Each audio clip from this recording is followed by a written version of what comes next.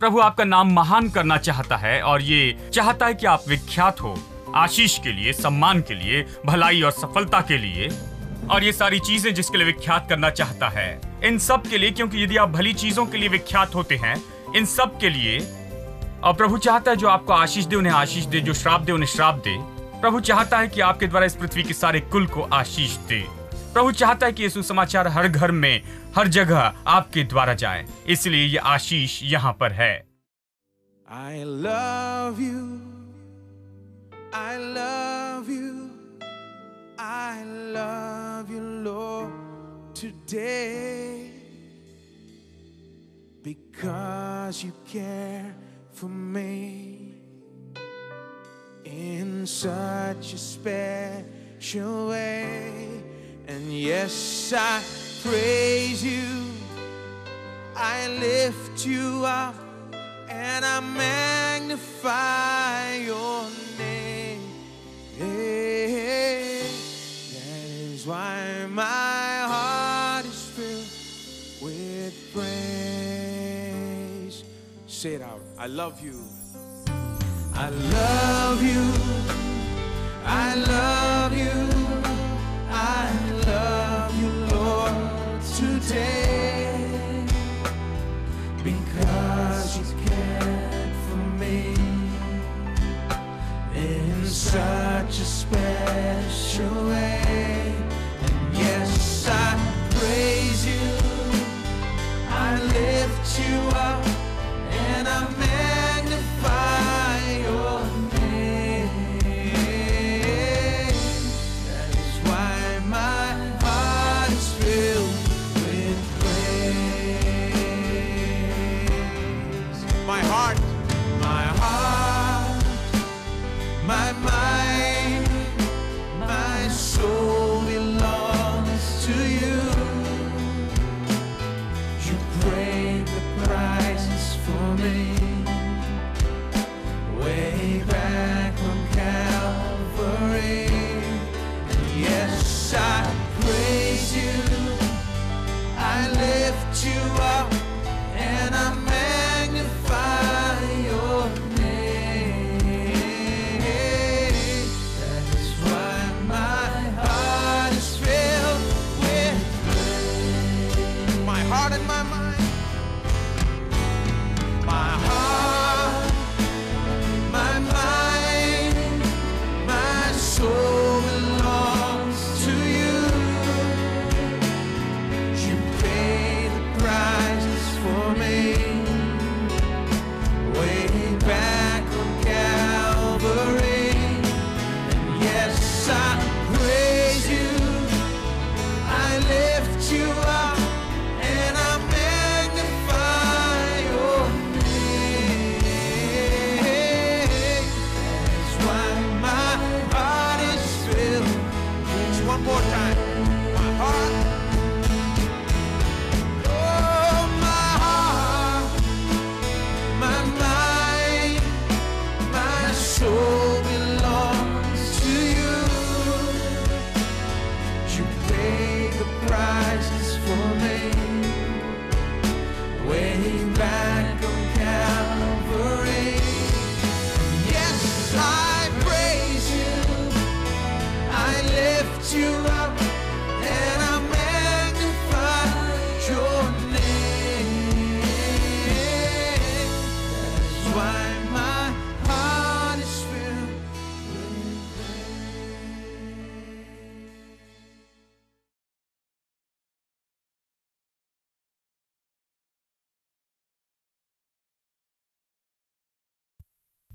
गलातियों अध्याय 3 से शुरू करेंगे और मैं पढ़ना शुरू करता हूं वचन 7 से। गलातियों अध्याय 3 वचन 7। अतः ये जान लो कि जो विश्वास करने वाले हैं वे ही अब्राहम की संतान हैं। और पवित्र शास्त्र ने पहले ये जानकर कि परमेश्वर अन्य जातियों को विश्वास से धर्मी ठहराएगा, पहले अब्राहम को ये सुसमाचार सुना दिया, तुझ में सब जातियां आशीष पाएगी। इसलिए जो विश्वास करने वाले हैं वे विश्वासी अब्राहम के साथ आशीष पाते हैं। आप में से कितने लोग जानते हैं कि आप विश्वासी अब्राहम के साथ आशीषित हैं? क्या आप विश्वास से हैं? यदि आप विश्वास से हैं तो आप विश्वासी अब्राहम के साथ आशीषित व्यक्ति हैं। अब हम विश्वासी लोग हैं और ये जानना बहुत महत्वपूर्ण है। हम केवल विश्वासी नहीं, हम विश्वास के लोग हैं। विश्वास का अर्थ क्या है?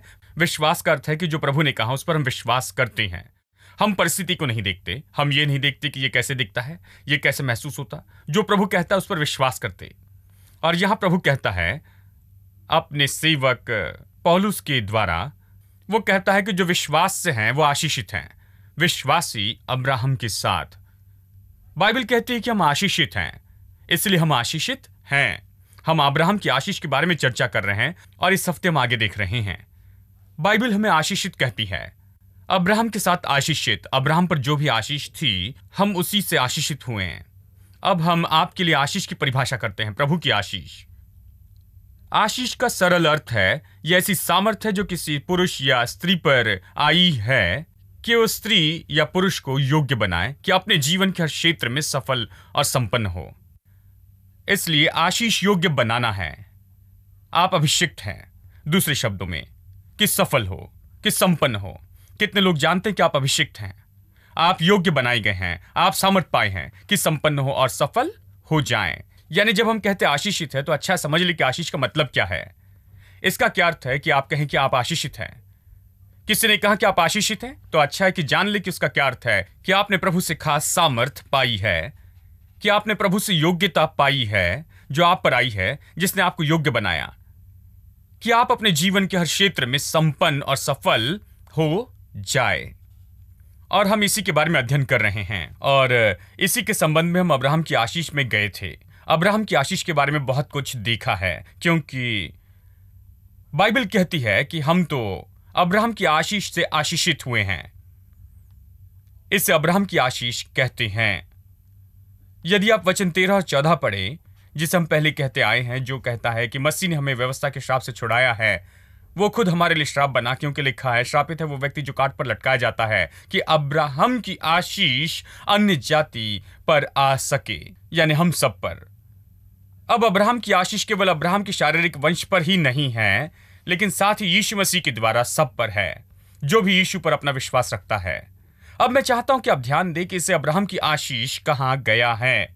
सब लोग कहे अब्राहम की आशीष। यह कोई भी आशीष नहीं है, यह कोई कहां सामान्य बात नहीं। हम अच्छे से जानते हैं, हमें स्पष्ट बताया गया है, यह अब्राहम की एकमात्र आशीष है। इसका अर्थ है जो कुछ अब्राहम के पास था, हमें उसी से आशीषित किया गया है। अब एक पल के लिए रुकिए और सोचिए कि अब्राहम की आशीष क्या थी। उत्पत्ति अध्याय 12 वचन 1, 2 और 3। प्रभु ने अब्राहम को बुलाया, कहा अपना देश, अपने लोग, सबको, माता पिता सबको छोड़कर अपने देश को छोड़, उस देश में चल जहां मैं तुझे ले जाऊंगा। यह पहला वचन है। फिर दूसरा वचन कहता है मैं तुझे आशीष दूंगा और मैं तेरा नाम महान करूंगा। फिर प्रभु कहता है जो तुझे आशीष दे उन्हें आशीष दूंगा, जो श्राप दे उन्हें श्राप दूंगा, और तुझ में पृथ्वी के सारे कुल आशीष पाएंगे।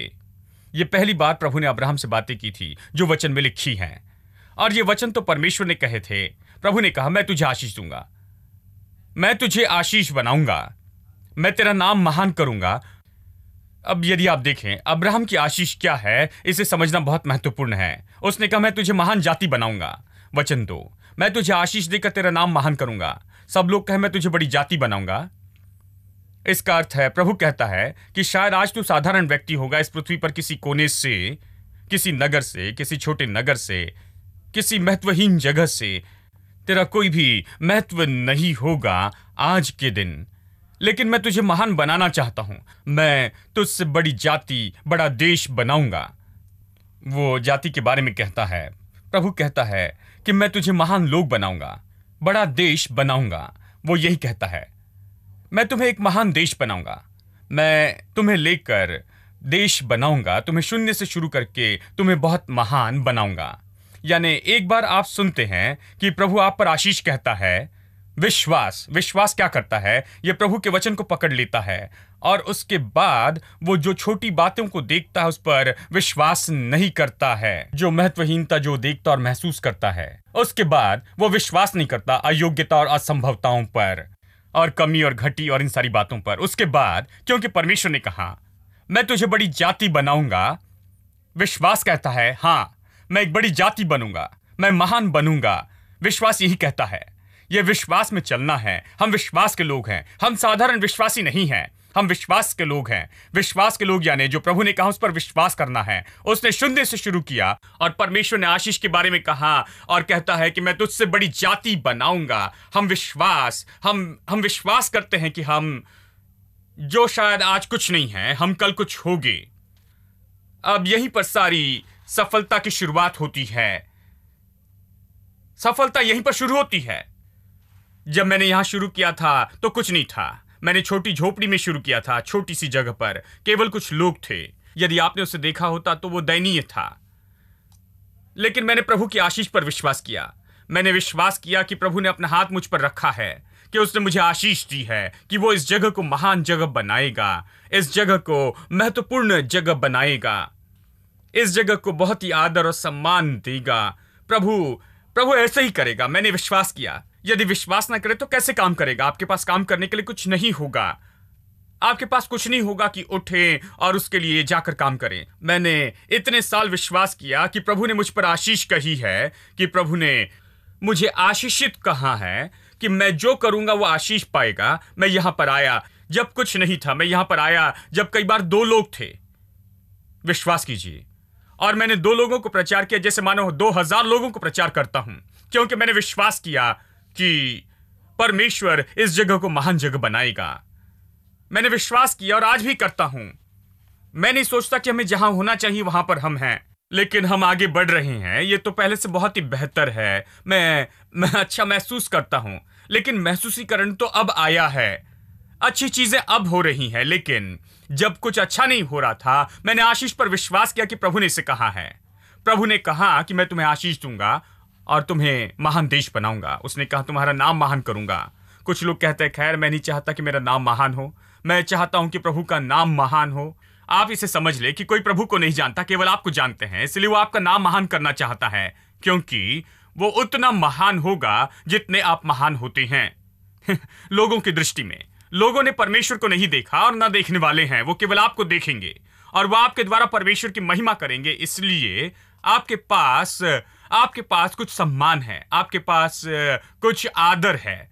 आप आदर और सम्मान के व्यक्ति होते हैं। आप इस सम्मान में बढ़ते हैं। इस देश में, इस शहर में एक स्तर पर है और लोग आपकी ओर ऐसे देखते हैं कि आप कुछ हैं।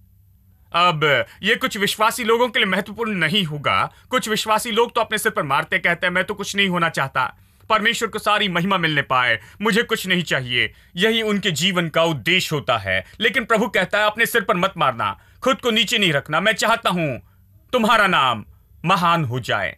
मैं चाहता हूं कि तुम्हारे पास शोहरत हो और सामर्थ हो और सम्मान हो और इस संसार में प्रभाव हो। क्यों? हेलो, क्या आप सुन रहे हैं? प्रभु चाहता है कि आप इस संसार में सामर्थ और सम्मान और प्रभाव पाए। वो चाहता है कि आप कुछ हो जाए। वो चाहता है कि आपका नाम महान हो जाए, क्योंकि केवल आपके द्वारा वो खुद को इस संसार में दूसरों को बता सकता है।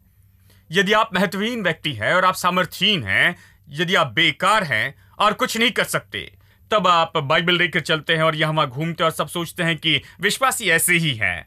विश्वासी का परमेश्वर इनके लिए यही करता है। जानते हैं, इनके लिए कुछ नहीं है।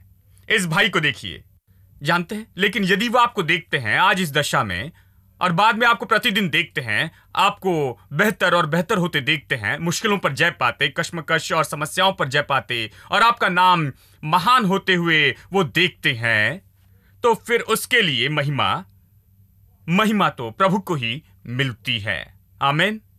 महिमा प्रभु को ही मिलती है और हम सब उसका लाभ उठाते हैं। लेकिन महिमा तो प्रभु की ही होती है। प्रभु ने ऐसा किया है, प्रभु ही ऐसा चाहता है। और फिर वो कहता है, जो तुझे आशीष दे उन्हें आशीष दूंगा, जो श्राप दे श्राप दूंगा। यदि हमारे पास के लोग ये जान ले तो अच्छा व्यवहार करेंगे। बहुत से लोग ये नहीं जानते कि ये किस बारे में कहता है। काश वो इसे जानते, क्योंकि ये कहता है कि जो तुम्हें आशीष दे उन्हें मैं आशीष दूंगा, जो श्राप दे उन्हें श्राप दूंगा। ये खतरनाक बात है मेरे दोस्तों, क्योंकि प्रभु ने मुझ पर आशीष रखी है। आपको खुद को एक आशीषित व्यक्ति के रूप में देखना होगा। आपको प्रभु के वचन पर विश्वास करना होगा। आमीन। यदि आप खुद पर विश्वास नहीं करते तो प्रभु आपकी कैसे मदद करेगा? यदि प्रभु वचन पर विश्वास नहीं करते तो कैसे मदद करेगा? यदि आप विश्वास नहीं करते कि प्रभु ने आपके लिए क्या कहा है तो प्रभु आपके लिए क्या करेगा? प्रभु ने जो कहा है उस पर आपको विश्वास करना होगा। जो तुम्हें आशीष दे उन्हें आशीष दूंगा, जो श्राप दे श्राप दूंगा। तो ये मेरे शत्रुओं को इस दयनीय दशा में रखता है, क्योंकि भयानक दशा में होते हैं, क्योंकि मैं उनसे नहीं डरता हूं। मुझे उनके लिए खेद होता है। हेलो, क्योंकि मैं जयवंत हो जाऊंगा चाहे कुछ भी हो, क्योंकि प्रभु मेरी ओर से है। आपको इसी तरह से देखना होगा। क्या आप समझ रहे हैं? और फिर अंत में प्रभु कहता है, तुझ में पृथ्वी के सारे कुल आशीष पाएंगे। यानी अब्राहम की आशीष में जो भी है उसे देखे। और आशीष महानता लाती है। आशीष शोहरत और आदर और सम्मान और ओहदा लाती है। आपके लिए ऊंचा उठाया जाना उन्नति लाती। जहां आप कुछ होते हैं, यह आशीष है। देखिए, आपको याद करना होगा कि प्रभु की आशीष ने आपको वहां पर लाया है। प्रभु अपनी आशीष को आपके जीवन में काम करने दे रहा है। आमीन। यानी वहां महानता है। प्रभु आपका नाम महान करना चाहता है और ये चाहता है कि आप विख्यात हो आशीष के लिए, सम्मान के लिए, भलाई और सफलता के लिए। और ये सारी चीजें जिसके लिए विख्यात करना चाहता है, इन सब के लिए, क्योंकि यदि आप भली चीजों के लिए विख्यात होते हैं, इन सब के लिए। और प्रभु चाहता है जो आपको आशीष दे उन्हें आशीष दे, जो श्राप दे उन्हें श्राप दे। प्रभु चाहता है कि आपके द्वारा इस पृथ्वी के सारे कुल को आशीष दे। प्रभु चाहता है कि ये सुसमाचार हर घर में, हर जगह आपके द्वारा जाए। इसलिए यह आशीष यहां पर है। आमीन। यह अब्राहम की आशीष है। यानी जब आप अब्राहम की आशीष के बारे में सोचते हैं तो ये न कहें, मुझे पता नहीं, शायद ये कुछ अच्छा होगा। आप जानते हैं कि सच में क्या है? महानता, आपकी शोहरत, आपकी महानता, उत्तमता, उठाया जाना, या आपके जीवन के हर क्षेत्र में भलाई करना। यह आशीष पाना है कि जो कोई भी आपको आशीष देता है वो आशीष पाता है, जो श्राप दे वो श्राप पाता है। और आप आशीष पाते हैं और आप दूसरों के लिए आशीष होते हैं। आप खुद के लिए अच्छा जीवन नहीं जीते, लेकिन सब आप में और आपके द्वारा आशीष पाते हैं। यही तो होता है। आमीन। लेकिन बात यह है कि प्रभु वचन क्या कहता है उस पर विश्वास करना होगा। अब एक प्रचारक के नाते मैं इसे सच्चा देखता हूं, खासकर इस शहर में और सारे संसार में। और ये केवल इस शहर में ही नहीं, लेकिन इस शहर में हम रहते हैं इसलिए इसका नाम लेता हूं खासकर। लेकिन पूरे संसार में ये सच है कि जब कोई प्रचारक आता है और जब आप किसी की ओर देखते हैं, कहिए कि किसी ने आप पर जादू किया है, हमें इससे निपटना होगा। और मैं आपके पास आऊंगा, 7 हफ्तों तक उपवास प्रार्थना करूंगा, 7 मंगलवार उपवास प्रार्थना। वो ऐसे व्यवहार करते कि वो प्रभु के महान जन हैं जो महान प्रकाशन लेकर आए हैं। उन्हें बताते कि वो श्रापित हैं, इस शैतान और जादू टोने के काम से वो निपटेंगे। लेकिन जब आप उन्हें बताते हैं कि आप आशीषित हैं, तो आपकी ओर शक से देखते हैं। वो सोचते हैं कि आप कहां से आए हैं, सोचते हैं क्या प्रचार करते हैं, सोचते हैं आप कैसे व्यक्ति हैं। क्या यह सच नहीं? मैंने इसे देखा है। लेकिन इस चर्च में जब आप आते हैं, हर रविवार मैं आशीष के बारे में कहता हूं। मैं कभी नहीं बताऊंगा कि आप पर किसी तरह का श्राप है, क्योंकि श्राप तो यीशु ने उठा लिया और उसने आशीष दी है कलवरी के क्रूस के द्वारा। आप किसी तरह से श्रापित नहीं हैं। आपको दिखाना चाहता हूं कि आपके विरुद्ध में कोई जादू टोना नहीं किया गया। इस पृथ्वी पर कोई सामर्थ नहीं जो इस आशीष के विरुद्ध में कुछ कर सके। इस आशीष की सामर्थ इस पृथ्वी पर किसी भी सामर्थ से महान है। चलिए आगे पढ़ते हैं। मैं यहां पर कुछ बताना चाहता हूं। इसमें आगे बढ़ने से पहले चलिए वचन 10 पढ़ते हैं। इसलिए जितने लोग व्यवस्था के कामों पर भरोसा रखते हैं वे सब श्राप के अधीन हैं, क्योंकि लिखा है, जो कोई व्यवस्था के पुस्तक में लिखी हुई सब बातों के करने में स्थिर नहीं रहता है, सब बातों के करने में स्थिर नहीं रहता, वो श्रापित है। पर यह बात प्रकट है कि व्यवस्था के द्वारा परमेश्वर के यहां कोई धर्मी नहीं ठहरता, क्योंकि धर्मी जन विश्वास से जीवित रहेगा। व्यवस्था का विश्वास से कोई संबंध नहीं, क्योंकि जो उसको मानेगा वो उसके कारण जीवित रहेगा। यह कह रहा है कि लोग विश्वास से जीते हैं और लोग कामों से जीते हैं। जो लोग कामों से जीते हैं वो सोचते हैं कि वो जो कर रहे हैं वही उनके जीवन पर आशीष लाता है, वो जो करते हैं वही उनके जीवन में भलाई लाता है। यही बात है, वो सोचते हैं कि उनके काम ही वो चीज हैं जो उनके लिए भलाई लाते हैं। जो लोग विश्वास से जीते हैं वो विश्वास करते हैं कि जो कुछ भी वो करते हैं वो नहीं, लेकिन यीशु ने जो किया है। मैं दूसरे समूह का हूं। मैंने जो किया वो मेरे जीवन में भलाई नहीं लाता है, लेकिन यीशु ने जो किया उससे मेरे जीवन में भलाई आती है। मैं परमेश्वर की आशीष के लिए नियुक्त हूं। प्रभु मुझे आशीष देता है मेरे भले कामों के आधार पर नहीं, लेकिन लेकिन कलवरी के क्रूस पर यीशु ने जो काम किया उसके आधार पर।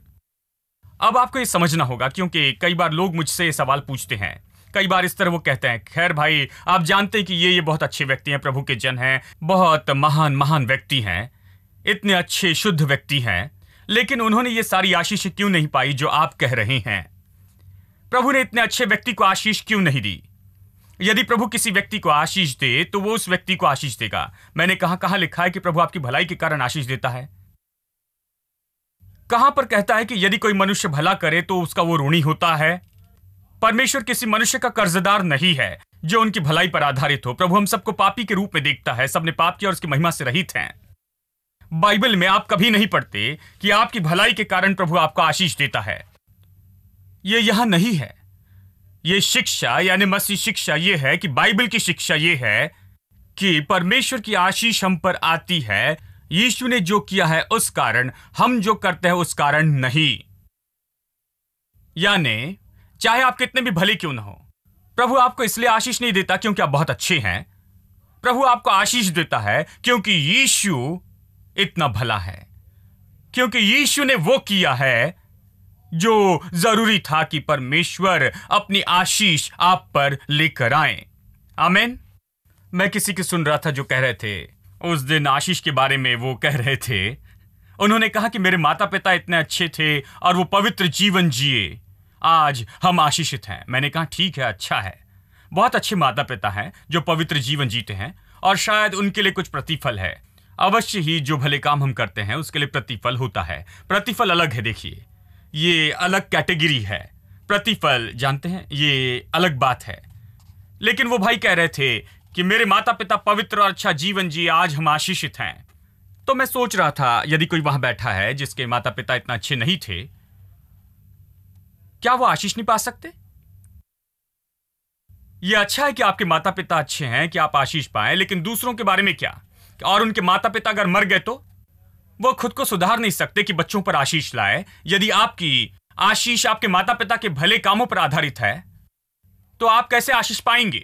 खासकर जो मर गए हैं, वो अब आपकी मदद नहीं कर सकते, और कुछ तो जीवित है और कभी नहीं बदलेंगे, वो आगे भी बुरे रहेंगे, तो आप कैसे आशीष पाएंगे? क्या ये सच्चाई नहीं?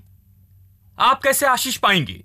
देखिए, सुसमाचार यह नहीं कि आपके माता पिता अच्छे थे इसलिए आप पर आशीष आई है। सुसमाचार यह है कि आप कैसे आशीष पाए, क्योंकि यीशु ने आपकी आशीष के लिए सब कुछ कर दिया है। हमें सच्चे मसीह संदेश से दूर नहीं जाना चाहिए। मसीह संदेश यीशु मसीह पर आधारित है और उसने क्या किया उस पर, मसीह पर केंद्रित है। ये तो प्रभु यीशु मसीह ने क्या किया है उस पर। अच्छे माता पिता के लिए धन्यवाद, उन्होंने जो भले काम किए उसके लिए। और निश्चय यदि माता पिता भले रहे तो बच्चों का जीवन भी अच्छा होता है। लेकिन बात यह है कि प्रभु की आशीष हम पर आती है, चाहे आप कोई भी हो, चाहे आपके माता पिता अच्छे नहीं थे, इससे भूल जाए, इसकी चिंता ना करें, क्योंकि यीशु ने वो किया है जो आपके माता पिता ने आपके लिए कभी नहीं किया है। वो क्रूस पर मरा, आपका श्राप खुद पर उठा लिया, आपके पाप और आपका दंड उठा लिया और श्राप के रूप में वो मर गया कि आप आशीष पा सके। यही मसीह सुसमाचार है। आमीन। मैं कहता हूं क्योंकि बहुत से लोग कहते हैं कि ये भले व्यक्ति है, अच्छे हैं, योग्य व्यक्ति हैं, शुद्ध है, तो ये क्यों चंगे नहीं हुए? जैसे मानो प्रभु हमारी भलाई के आधार पर चंगाई देता है। वो हमारी भलाई के आधार पर चंगाई नहीं देता। चंगाई क्रूस पर आधारित है। उसने हमारी बीमारी को उठा लिया और दर्द को सह लिया। जब इस पर विश्वास करते हैं तो चंगे हो जाते हैं। आप प्रभु के पास आकर ये नहीं कहते कि मैं भला व्यक्ति हूं इसलिए चंगाई दे। नहीं, यह ऐसा नहीं होता। मुझे माफ करना, यह ऐसे काम नहीं करता। प्रभु के पास आकर आप कहते, तूने मेरी बीमारी उठाई, तूने मेरा दर्द उठाया, इसलिए मैं विश्वास करता हूं कि तूने इसे उठा लिया और तेरे कोड़े खाने से मैं पहले ही चंगा हो चुका हूं। आप ऐसे ही चंगे होते हैं, अपनी भलाई के कारण नहीं। आमीन। जैसे एक भाई ने कहा, मैं अपनी चंगाई के लिए कुछ पैसा बोना चाहता हूं। मैंने कहा ऐसा मत कीजिए क्योंकि चंगाई इस तरह से नहीं आती है। आप चंगाई पाने के लिए पैसा नहीं देते। आप यहां आकर चंगाई के लिए पैसा नहीं देते। यहां आकर विश्वास करते हैं कि यीशु आपके लिए मरा और विश्वास करते हैं कि उसने आपकी बीमारी को सहा और आपके दर्द को उठा लिया और उसके कोड़े खाने से आप चंगे हुए हैं। ऐसे चंगे होते हैं। Where the ones who's only hurt, he gave his healing hand.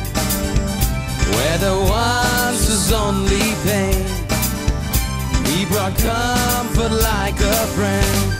And I feel the sweetness of His love piercing my darkness. And I see the bright and morning sun as it ushers in His joyful gladness. He's turned my mourning into dancing again. He's lifted my sorrows, and I can't stay silent. I must sing, for His joy has come. He's turned my mourning into dancing again. He's lifted my sorrows, I can't stay silent. I must sing, for His joy has come.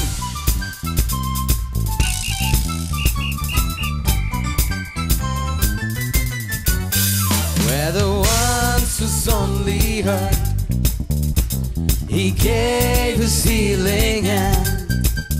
Where there once was only pain, He brought comfort like a friend. And I feel the sweetness of His love piercing my darkness.